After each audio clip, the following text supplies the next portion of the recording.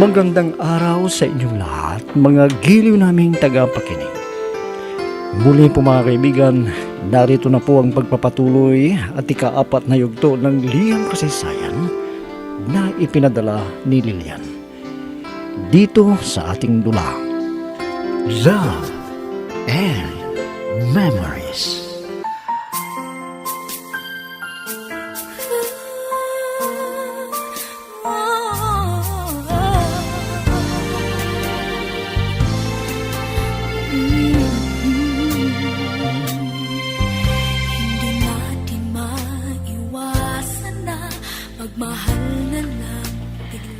Nawala na ang pag-aalala ni Inay nang tumawag na sa kanya si Itay at ipinaliwanag kung bakit di siya mapunta at kung ano ang nangyari sa kanya. Sinabi na ligtas siya, kaya naging masaya si Inay. At inulit na naman ni Inay ang hiling kay Itay na maaga siyang magretiro para makasama namin. Kaya sinabi rin ni Inay sa akin na malapit na naming makapiling si Itay, lalo na pag sumapit ang Pasko. Habang si Dante ay laging tumatawag sa akin, kaya nagtataka ako.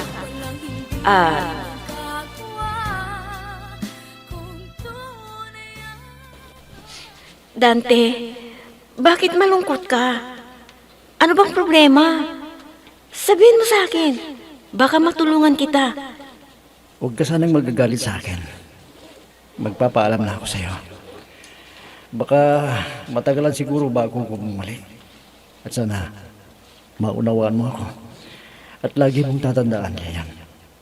Mahal na mahal kita. Mahal na mahal din kita, Dante. Saan ka ba pupunta? Sabihin mo, para hindi ako mag-alala sa iyo. Hindi ko pwedeng sabihin sa iyo. Malalaman mo rin. Mag-ingat ka lagi at sana huwag mo akong ipagpalit sa iba. Aalis na ako, Lilian. Ha? Dante, huwag mo akong iiwan.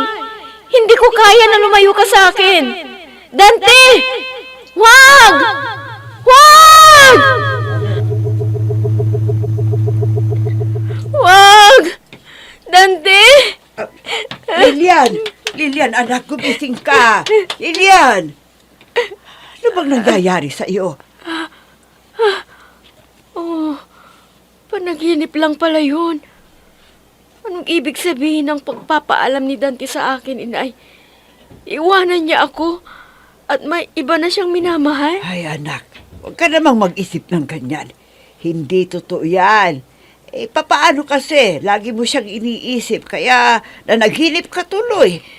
Inay, hindi kaya niya ako ipinagpalit sa iba? Baka pag nakarating na sila sa ibang lugar makakita siya doon ng higit sa akin. Ay, hindi, anak. Hindi mangyayari yan. Alam kong mahal na mahal ka ni Dante, kaya wag mong isipin yan.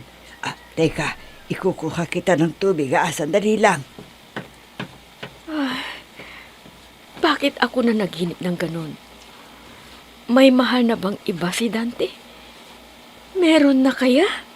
I'll be with you for the rest of my life. From the bottom of my heart I'll always be with you.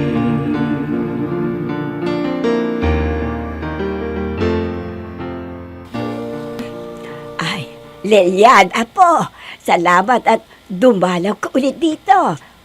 Teka, parang malungkot ka. May problema ka ba? Juan po Lola Hindi ko kasi maintindihan kung bakit ganun ang panaginip ko. Nagpaalam daw ang nobyo ko sa akin. Ang ibig bang sabihin nun iiwanan na niya ako, Lola? Ay, dako, akala ko kung ano na ang napanaginipan mo. Ay, hindi naman totoo yung panaginip. Kabaliktaran yan. Sa sinabi mong iiwanan ka, nako, hindi mangyayari yan, apo. Hindi. Talaga, Lola? Hindi gagawin ng nobyo ko na ipagpalit ako sa iba? Hindi, apo. Maniwala ka sa akin. Kaya huwag mong problemahin yan. Sana hindi nga po mangyari yun, Lola. Dahil hindi ko po matatanggap na layuan ako ni Dante. Apo, huwag mong isipin na magyayari yan. Manalangin ka sa Diyos na sana hindi magkatotoo ang panaginip mo. Opo, Lola. Salamat po sa paliwanag ninyo, ha. Medyo nabawasan ang pag-aalala ko sa aking nobyo. I'll be with you for the rest of my life. From the bottom of my heart, I'll always be with you.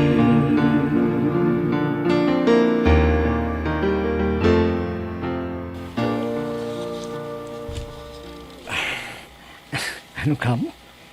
Nanaginip ka na iiwanan kita. Naku, Lilian. Ano ka ba? Ikaw ang babaeng tinitibok ng puso ko, kaya huwag kang magalala. Hindi kita ipagpapalit sa iba. Totoo ba, Dante? Dahil hindi ko kaya kung iiwanan mo ako. Baka magpakamatay na lang ako kung mangyari na iwanan mo ako. Huwag kang magsalita ng ganyan. Sige, para hindi ka mag-isip na iwanan kita. Sa pagbabakasyon ko, magpapakasal na tayo. Totoo ba yung sinasabi mong yan? Hindi ka nagbibiro, Dante? Hanggang ngayon ba naman wala ka pang tiwala sa akin? Hindi ko magagawang imanan ka. Kaya hintayin mo ang pagbabakasyon ko at magpapakasal na tayo para hindi ka naman problema, ha? Sige, Dante. Mas mabuti na magpakasal na tayo para hindi ka na maagaw sa akin ng iba. Oo, Lilian. Kung pumayag ka lang sana noon, sana ngayon wala ka ng problema. At hindi mo na ako kukulitin na baka iwanan kita. Dahil mahal na mahal kita. Totoo yan, Dante, ha? Tuparin mo yung pangako mo na pagdating mo dito ay magpapakasal na tayo. Para sigurado ako na hindi mo ako iiwanan.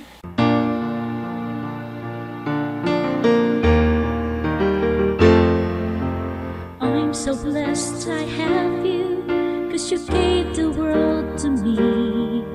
You're my inspiration, the perfect one in my life forever. You make my life complete. Oh, friend, wala ka na bang problema kay Dante?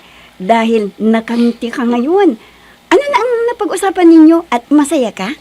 Kwan, friend, akalain mo na naginip ako na iiwanan daw ako ni Dante. Kaya sinabi ko sa kanya, alam mo bang tinawanan lamang niya ako? Kaya sinabihan ako na magbabakasyon siya at magpapakasal na kami. Mas mabuti yun, friend, di ba? Oo naman, friend. Para hindi ka na magproblema pa dyan. Kahit panaginip lang, ay naniniwala ka na iiwanan ka ni Dante. Sige. O sige, magpakasal ka na sa nobyo mo para makahigop naman kami ng mainit na sabaw at makakain kami ng iba't ibang putahe. Nako, ikaw talaga, friend. Basta mga ganyan na okasyon alam ko na hindi mo palalampasin. Siyempre naman, no. Madalang yata ang kasalan na may handa. Alam ko na bongga ang kasal ninyo ni Dante dahil malaki ng ipon niya. Dahil mataas ang kanyang sahod bilang seaman, di ba? Malalaman mo rin pagdating ng araw ng pamamanhikan. Kaya hindi dapat na mawala ka sa araw na yon, ha? Oo naman, friend. Sabihan mo lang ako pag dumating na si Dante at agad na pupunta ako doon sa bahay ninyo. Oh, ngayon, di wala ka ng problema, friend, di ba?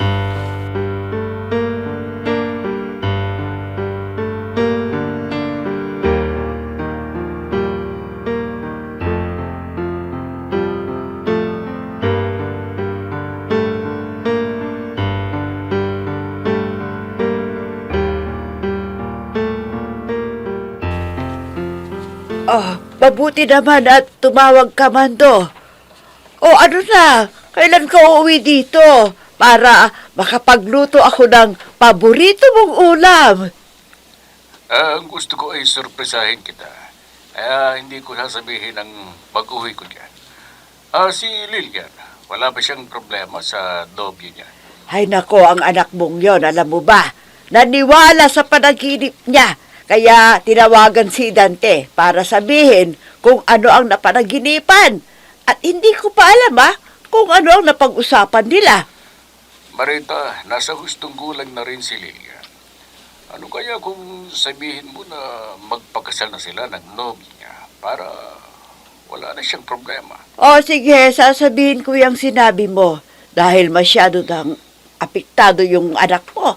Hanggang yung lola niya, tinanong kung ano ang kahulugan ng panaginip niya.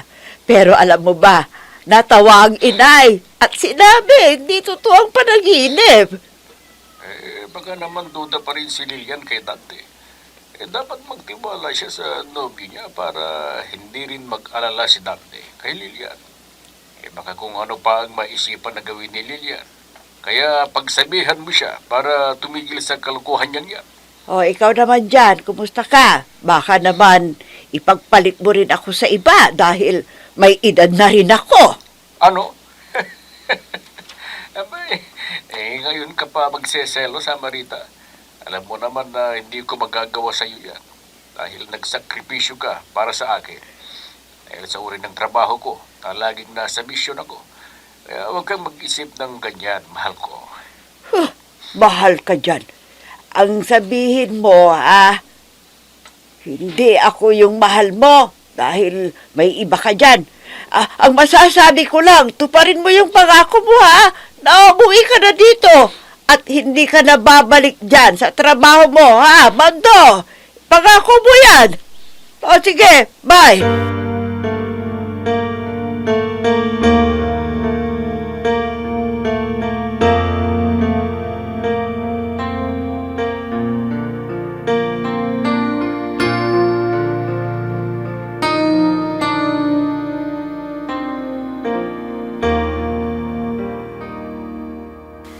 Lola, nakausap ko na po si Dante at hindi naniwala sa panaginip.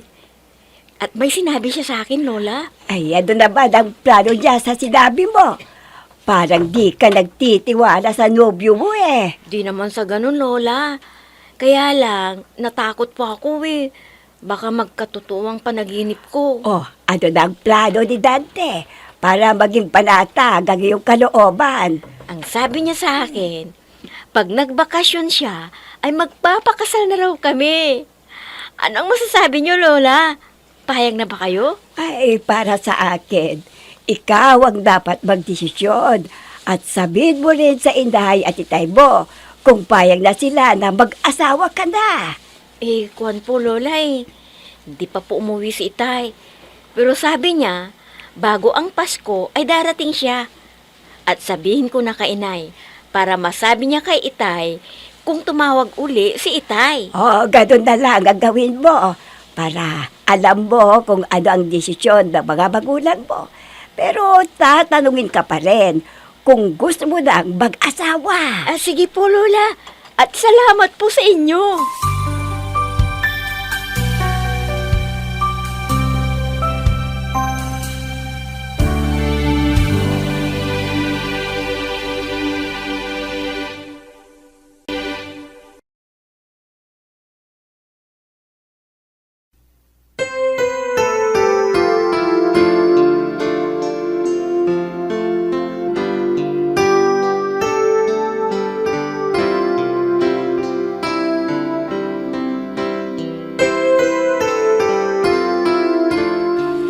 O, Lilian, iha. Kanina pa kita hinahanap. Saan ka ba nagpunta, Kuwan po, Inay.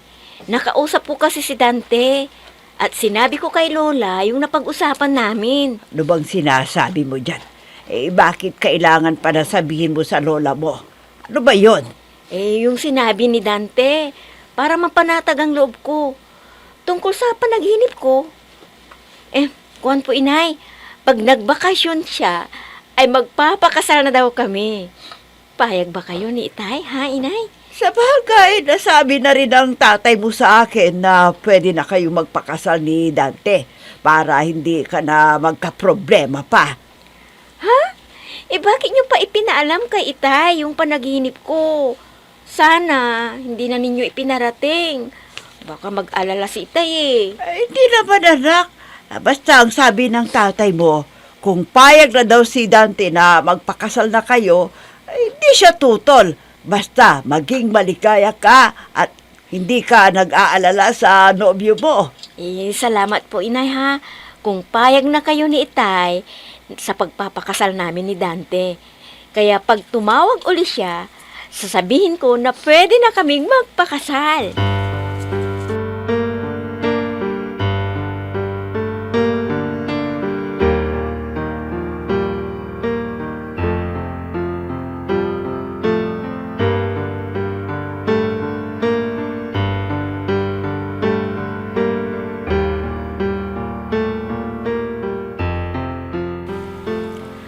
Oh, ano friend? Wala na bang problema? At nakikita ko sa mukha mo ay nakangiti ka na. Oo, friend. Nakausap ko ang dapat kong kausapin. At pumayag na rin si Inay. Kaya sigurado na ang pamamanhikan. Pagdating ni Dante ha, saka kailangan na huwag kang magproblema para magandang itsura mo. Kaya mula ngayon, magpa-beauty rest ka na para magandang maganda ka. Siyempre naman. Para inspirado yung nobyo ko na pag nagkita kami, ay baka hilain pa ako sa kwarto. Ha? Hoy! Hindi yan ang unang iisipin mo ha. Magpakasal ka muna bago ang honeymoon. Ito naman, hindi mabiro. Hindi ako atatano na makisiping sa kanya. Eh, kung hindi nga lang sa panaginip ko eh. Inako, hindi pa sana ako pakakasal. Ikaw talaga. Pag wala kang problema, puro ka biro. Pag may dumating na pagsubok sa'yo, para kang lantang bulaklak. Nako, ganun talaga no. Sino ba naman ang taong masaya kung may mabigat siyang problema? Hindi ba? Di wala. Oo nga.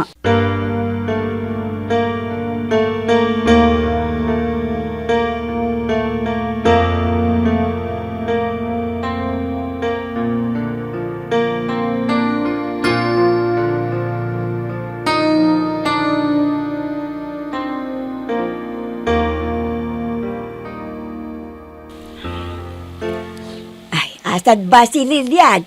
Tulog pa ba? Ay, teka, kunin mo nga itong dala kong gulay at itlog para may uulam kayo. Opo, inay. Salamat po. Ang aga nyo yatang pumunta rito. Ano bang kailangan nyo, ha? Eh, nagpunta ang anak mo sa akin at humingi ng payo kung ano gagawin niya dahil nakausap na raw ang nobyo. Opo, inay. Nasabi niya sa akin ang tungkol sa pagpapakasal nilang dalawa ni Dante. Para magbakasyon, mamamanhikan na raw. Ay, paano yan? Darating ba si Mando? Para makarap naman niya ang inyong magiging balae. Opo, inay, kasi sinabi ko ang problema ni Lilian sa kanya. Kaya payag na rin na mag-asawa si Lilian para hindi na rin siya magkaproblema. Ay, mabuti kung ganon. Alam ko na magiging masaya na ang apo ko. Ay, teka, pupunta ka ba sa palengke gayon?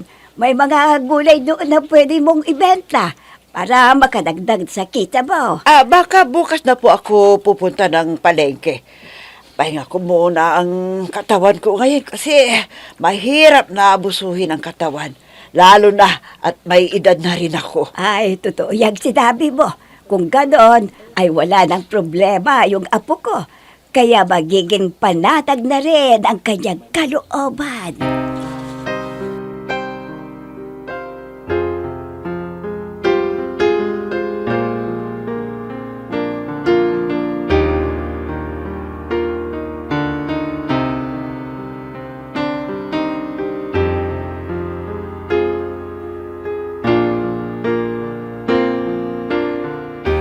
Magpapahinga ako sa araw na to.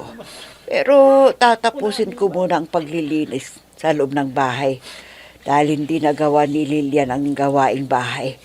Dahil lang sa kalokohan na naiisip niya. Mabuti ngayon at hindi na niya ako kinukulit kung ano ang gagawin niya. Pati lola niya nag-aalala rin. Kaya yun, maagang nagpunta rito para alamin ang kalagayan ng kanyang apo. Ay, teka. Iipunin ko muna yung labahan. Magdami na. At saka ako lalabas na magwalis sa harapan. Dahil marami nang nagkalat na tuyong dahon ng mangga at ibang halaman.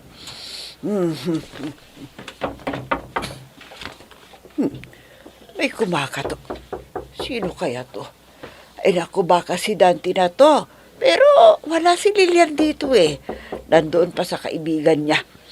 Siguro nakikipagmarites yun. Sandali lang, nariyan na!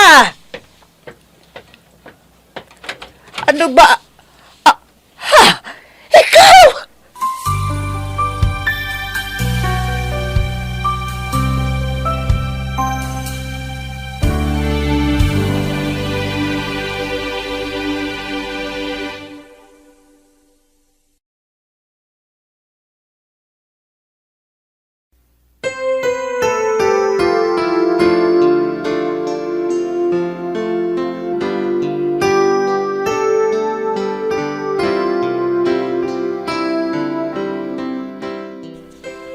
Sino kaya ang dumating? Mga kaibigan, huwag ninyong kaligtaang subaybayan ang pagpapatuloy at ikalimang yugto ng liham kasaysayan na ipinadala ni Lilian dito sa ating dula. Love and Memories. Mga nagbibigay buhay sa ating dula ay sina Mayra Abrihal Nanola, Susan Malikdem, Robert de Guzman, Yehuda Ismael, Eva Alcoriza, Jun Cabato, Ami Diaz, at si Oscar Ora. Technical supervision at musika ni Oscar Ora. Nilapatan ng tunog ni Robert de Guzman. Mula sa panulat at direksyon ni Ami Diaz. Love and Memories. Inihahandog sa inyo ng F3 Recording Studio para sa Pambansang Radyo ng Pilipinas, Bombo Radio, Philippines.